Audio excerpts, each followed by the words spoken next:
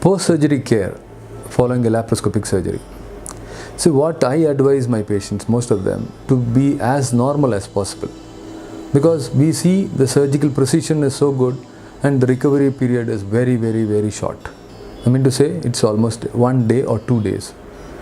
The patient goes back home on the same day or the next day just because he or she is independent to manage himself or herself.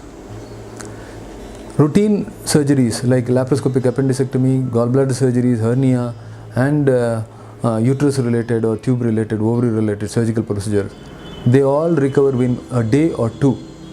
To perform normal activity, the maximum period required, according to me, is about a week's time. But still, I advise patients who are watching this to take the advice of their respective doctors who have performed surgeries. Here, I want to also tell that the surgical procedures which take longer time to execute and which are a little more complex, say for example a liver related or a pancreas related or colorectal or bariatric surgeries, the patient recovery is little late when compared to what I already mentioned. Here the patient recovers over a period of 4 to 5 days in the hospital.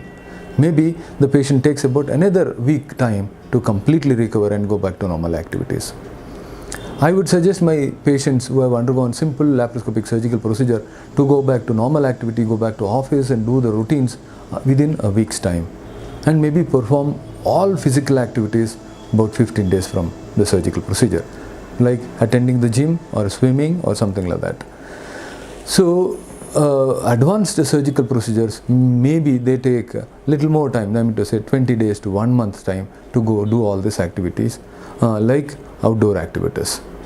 Otherwise, very little don'ts are there when compared to conventional surgeries. Open surgery, we say that not to do this, not to do that, but here almost all the activities are permissible following a laparoscopic surgery. That is the biggest advantage of laparoscopic surgical procedure.